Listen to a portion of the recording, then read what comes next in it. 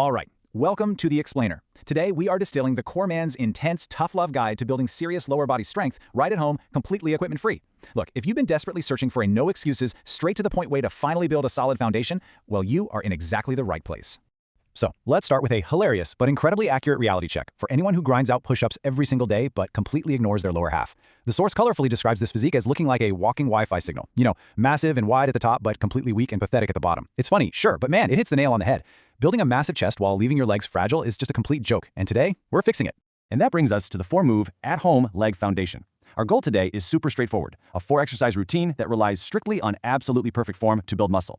Listen, just going through the motions, that's not going to cut it anymore. You literally must execute these movements with absolute precision, because perfect form is the only thing that actually forces muscle growth. So stop rushing, pay close attention, and let's break down this foundation. Move 1. The squat, the undisputed king of all leg exercises. Let's break down exactly how this builds the perfect physical foundation, step by step. First things first, plant your feet just slightly wider than shoulder width. Next, point your toes outward slightly. This opens up the hips. Now here is the absolutely critical part. Keep your chest up proudly and drop your hips backward, almost like you're sitting into an invisible chair. I know, it sounds super basic, but nailing these mechanics is literally everything. Now here is a stark warning. You cannot just use gravity and momentum instead of actual muscle control. You can't just drop down and collapse like a greedy child at a birthday party diving for dropped candy. If you just let gravity pull you to the floor, you are totally robbing your muscles of the tension they desperately need to grow. You gotta control the movement all the way down.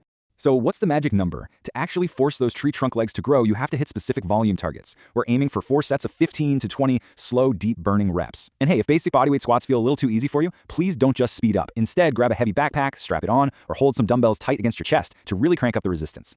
All right, move 2, the Romanian deadlift, targeting the hamstrings. Here is the exact mechanical flow. You need to hit that posterior chain effectively. Grab that heavy backpack or your dumbbells and keep a slight, fixed bend in your knees. Now hinge your hips straight backward. Kind of imagine pushing a car door shut with your hips. Keep going until you feel a massive, deep stretch right in the back of your legs.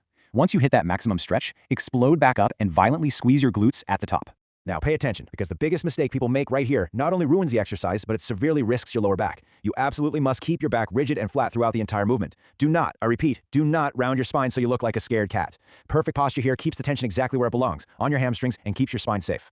So lock these numbers in for your RDLs. 4 sets of 15 reps, and remember to really power through that upward motion. You want to make those hamstrings scream. That slow descent, followed by an explosive rise, that is exactly where real, powerful posterior strength is forged. Moving right along to move 3, glute bridges, specifically for fixing that terrible melted candle posture. I love this vivid little reminder from the source about maintaining absolute physical control during your floor work. It warns against just casually throwing your hips up and down, wiggling around on the floor like a dying fish. Seriously guys, this isn't a momentum drill. It requires strict, deliberate tension.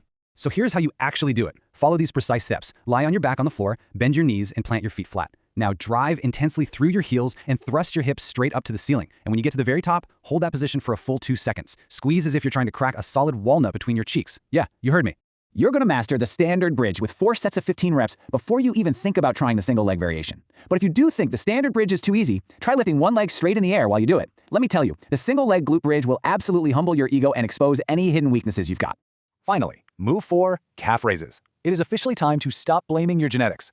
The truth is, you can build incredible calf strength using literally just a stair, a sturdy box, or heck, even a really thick book. Stand on the edge, supporting your weight with just your toes. Then, drop your heels all the way down toward the floor until you feel a deeply intense stretch, and then explode up onto your tiptoes. Don't forget to hold that absolute top position for a full second before you come back down.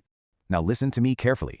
Bouncing is just cheating with momentum. It completely bypasses the muscle. You have to control the way down. If you're bouncing around like a startled kangaroo, you aren't actually using your calf muscles to do the work. You're just bouncing on the elasticity of your Achilles tendon. You must control the movement to force the growth. To truly force those incredibly stubborn, dense calf muscles to respond and grow, you've got to hit these high rep targets. 4 sets of 25 burning reps. Why so many? Well, because your calves are used to carrying you around all day, so they need high volume to actually feel it. Grab a heavy water bottle in each hand for some extra weight, and remember, always control the way down. Okay, now we arrive at a somewhat brutal truth, the lifestyle reality check. This is all about fuel and recovery. Basically, you need a specific macronutrient strategy instead of just reaching for cake, sugar, and junk food. As the source so perfectly puts it, stop eating like an unsupervised toddler at a pizza party after you train. Come on, you have to eat real, clean protein to rebuild the muscle tissue, get some healthy carbs to fuel your energy, and definitely include good fats to keep your hormonal balance in check. And then there's this number 7 to 8. You absolutely must get 7 to 8 hours of deep sleep, because guess what? That is literally the only time your muscles actually grow. Your time doing the exercises? That just breaks the muscle tissue down. Your time resting in bed? That is when your body builds it back up, larger, stronger, and more resilient. So here is your final reality check. Sabotaging your sleep by acting like a caffeinated squirrel scrolling on your phone until 3 a.m. absolutely guarantees your legs will stay tiny. Period. Furthermore, if you skip a leg day, you're delaying your progress by an entire week. It is time to stop acting like a weak rookie and finally build that solid foundation.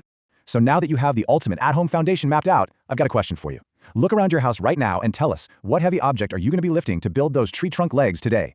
Are you grabbing a loaded backpack, a pair of heavy water jugs, maybe a stack of thick books? Make your choice right now, lock in that perfect form, and start building. Really, what's your excuse going to be today?